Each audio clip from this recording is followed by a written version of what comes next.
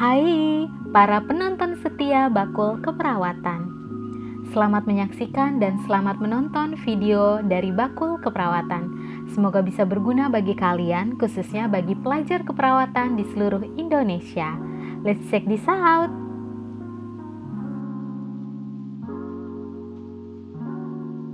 Kita masuk ke pemeriksaan fisik di area dada pasien. Pada area dada, kita lakukan inspeksi terlebih dahulu. Apa yang dilakukan inspeksi yaitu yang pertama, pergerakan napas dari pasien. Dilihat di dada pasien proses ekspirasi dan inspirasinya. Apakah ada otot-otot bantu pernapasan di sini, di mana diafragmanya semua mengembang?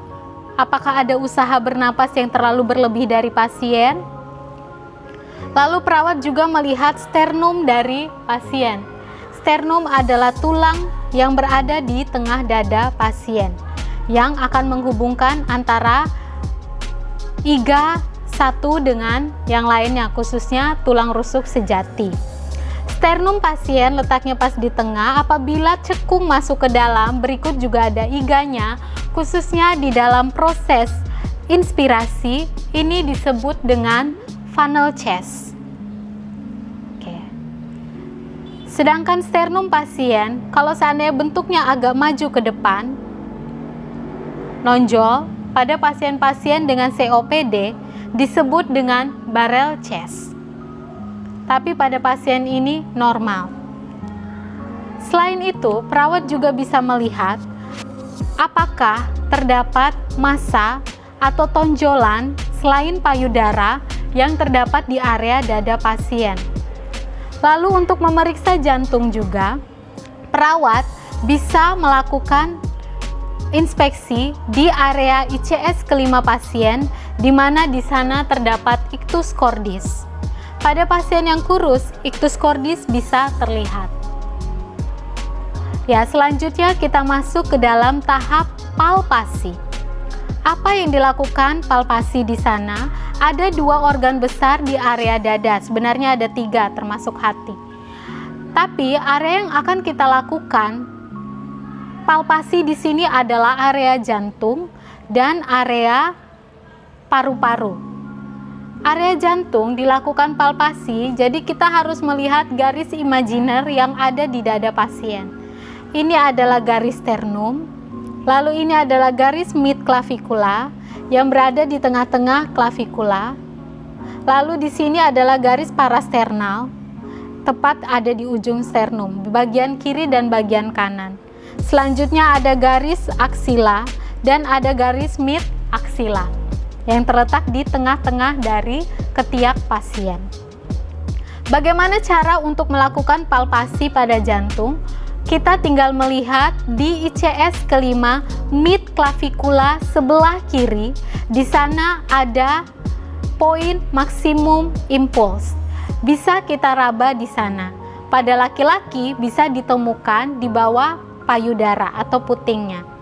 Lalu kita cek sekarang ICS-nya, yaitu tulang yang memang berada di antara iga dengan iga. Di mid clavikula, 1, 2, 3, 4. Ya, sebelah sini bisa kita raba ictus cordis dari pasien. Oke, sudah.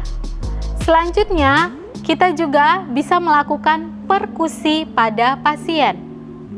Apa yang diperkusi? Khususnya di area paru, kita mau memeriksa apakah teraba massa atau tidak, atau terdengar bunyi redup atau sonor. Yang kita perkusi bukan di tulang iganya, tetapi di ICS-nya atau intrakosta, dari ICS 1 sampai ke bawah, ICS 7.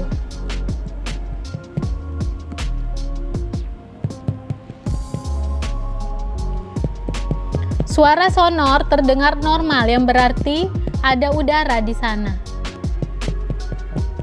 Raba ICS-nya.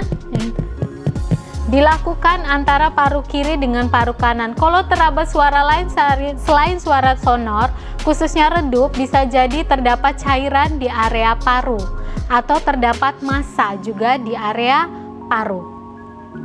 Selanjutnya kita lakukan auskultasi. Auskultasi paru terlebih dahulu kita lakukan di area apek dan area basis dari paru. Dan jangan lupa paru kiri dan paru kanan berbeda lobusnya. Jadi bisa kita dengarkan 3 area di area paru sebelah kanan dan di area paru sebelah kiri 2 area. Baik, kita dengarkan. Suara yang normal dari suara paru adalah vesikular. Nanti ada suara-suara tambahan lain seperti bunyi wheezing, bunyi stridor, bunyi ronki, serta bunyi tambahan lainnya yang abnormal dari paru.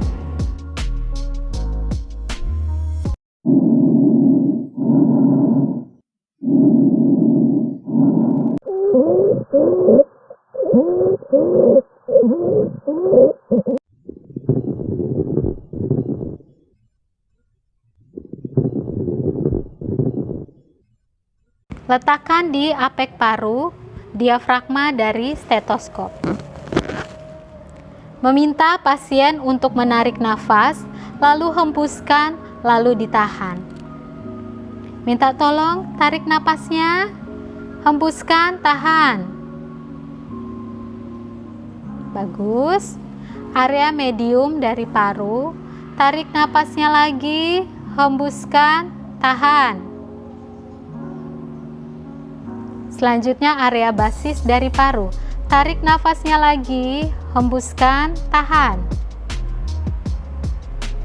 Ya, selanjutnya auskultasi area apek paru sebelah kiri. Tarik nafasnya lagi, hembuskan, tahan. Paru sebelah basisnya, sebelah kiri bawah. Tarik nafasnya lagi, tahan, hembuskan. Oke, paru pasien berbunyi vesikular atau normal. Sekarang kita akan melakukan auskultasi dari bunyi jantung. Untuk mendengarkan auskultasi dari bunyi jantung, kita perlu 4 titik. Oke, yakni titik di mana terdapat titik aortik di sini, di ICS parasternal sebelah kanan. Lalu ke ICS parasternal sebelah kiri, lalu ke ICS parasternal kelima, ICS kedua, lalu ke ICS kelima parasternal sebelah kiri, lalu ICS kelima mid clavicula sebelah kiri, untuk menilai katup mitral dari pasien. Ya. Kita dengarkan sekarang bunyi jantung di 4 sisi tadi. Oke.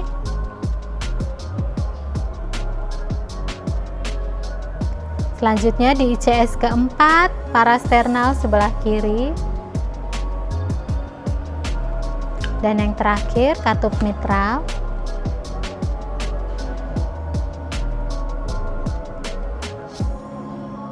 Oke, selanjutnya perawat pun bisa mendeteksi terdapatnya suara tambahan dari jantung yang kita dengarkan juga di 4 titik dari jantung tersebut menggunakan bel. Biasanya suaranya yang muncul kalau ada suara tambahan adalah suara murmur.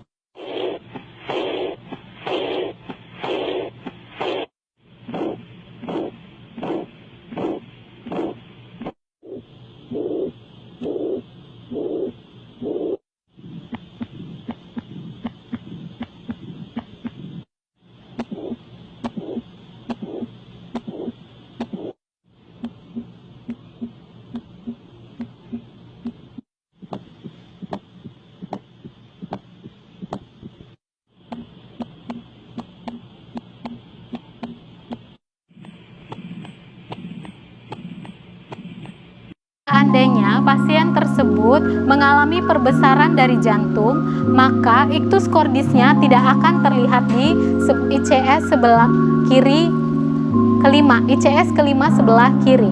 Bisa jadi ictus cordisnya sudah melebar ke area aksila, yang menandakan bahwa pasien tersebut mengalami kardiomegali atau perbesaran dari jantung. Setelah kita melakukan pemeriksaan di area dada, maka kita lanjutkan pemeriksaan di area abdomen. Untuk urutan abdomen itu berbeda dengan urutan pemeriksaan fisik di area dada. Untuk pemeriksaan fisik area abdomen, pertama dimulai dengan inspeksi, lalu auskultasi, dilanjutkan dengan perkusi dan palpasi. Area yang kita inspeksi di area abdomen, otomatis yang kita lihat adalah apakah terdapat massa atau edema pada abdomen pasien. Lalu, apakah terdapat kantong kolostomi? Kalau seandainya terdapat kantong kolostomi, bagaimana warna dari kolostomi tersebut? Apakah warna merah kah? Atau berwarna pucat? Atau berwarna hitam? Lalu dilihat juga apakah terdapat feses dari kolostomi tersebut dan area permukaan luka kolostomi, apakah ada lecet atau infeksi di sana. Setelah proses inspeksi, baru kita lakukan auskultasi. Kita lakukan auskultasi mengikuti 4 kuadran dari area abdomen. Yang akan kita auskultasi di sini adalah suara bising usus dari pasien yang normalnya terdengar 5-35 kali per menit. Kita akan dengarkan bising usus pasien mulai dari area kuadran kanan bawah.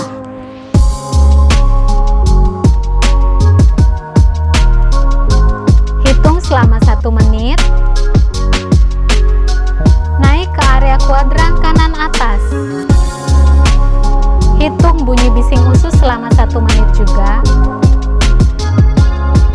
Naik ke area kuadran kiri atas. Hitung juga selama 1 menit. Dan turun ke area kuadran kiri bawah. Hitung juga selama 1 menit. Setelah mendengarkan bunyi bising usus dari pasien, lalu kita lakukan pemeriksaan perkusi. Yang akan kita lakukan bunyi normal dari abdomen adalah bunyi timpani. Nah, dengarkan apakah ada bunyi kembung atau dullness atau ada cairan di sini. Perawat bisa menentukan batas dari cairan bila terdapat edema pada abdomen pasien dengan mengejar atau mengukur area yang terdapat cairan tersebut. Sehingga kita bisa menentukan di batas mana abdomen tersebut sudah terisi dengan cairan. Selanjutnya, yang kita lakukan adalah kita melakukan perkusi di area abdomen pasien. Maaf, palpasi di area abdomen pasien, khususnya di area-area yang mengalami nyeri. Yang kita tekan terlebih dahulu adalah area abdomen sebelah kiri, kanan bawah. Kanan bawah kita tekan pelan dulu. Apakah nyeri? Oh tidak. Naik ke area kanan atas. Teraba nyeri atau tidak? Oke, tidak. Ke area ulu hati. Oke, teraba nyeri. Kita bisa melihat ekspresi pasien yang mengeluh kesakitan. Ke area kiri atas. Oh, masih nyeri. Kiri bawah tidak nyeri. Bisa dilanjutkan dengan palpasi dengan kedalaman yang medium. Selanjutnya palpasi kuat. Kanan bawah. Oh, teraba nyeri? Tidak. Oke, bila teraba nyeri di sini, dicurigai pasien mungkin mengalami appendicitis. Kanan atas? Tidak. Oh, di area yang sudah mengalami nyeri di awal tidak perlu lagi dilakukan palpasi yang lebih dalam. Nyeri? Tidak ya. Oke.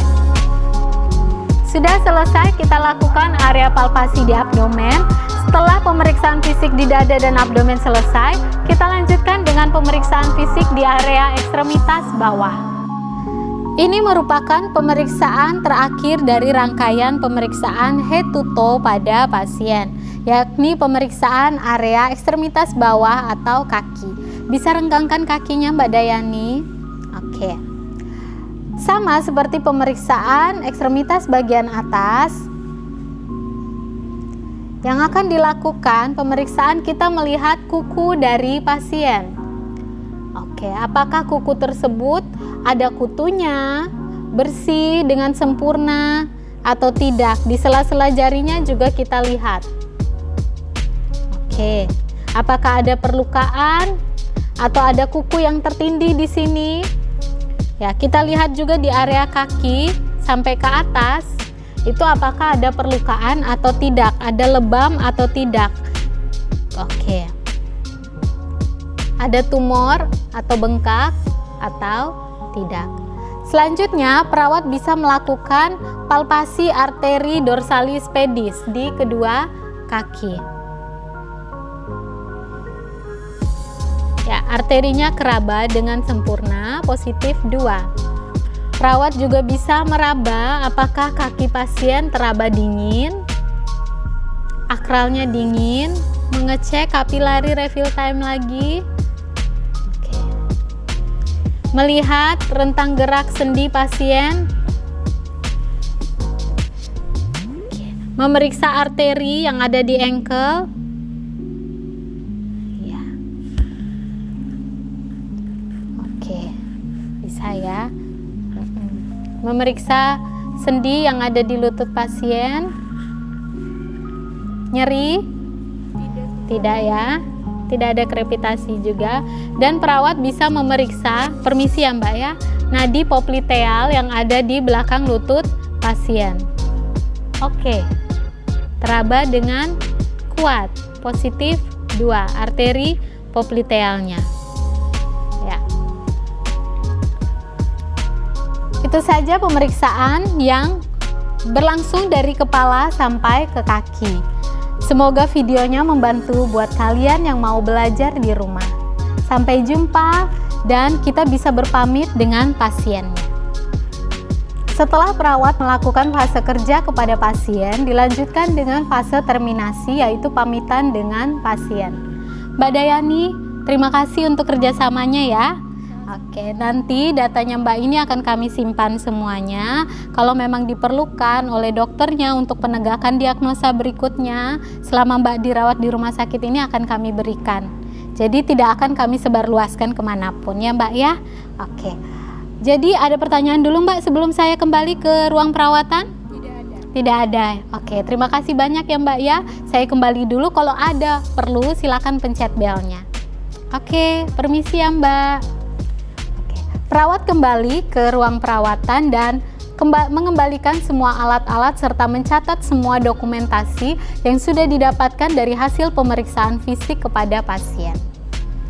Terima kasih, semoga videonya membantu untuk kalian semuanya.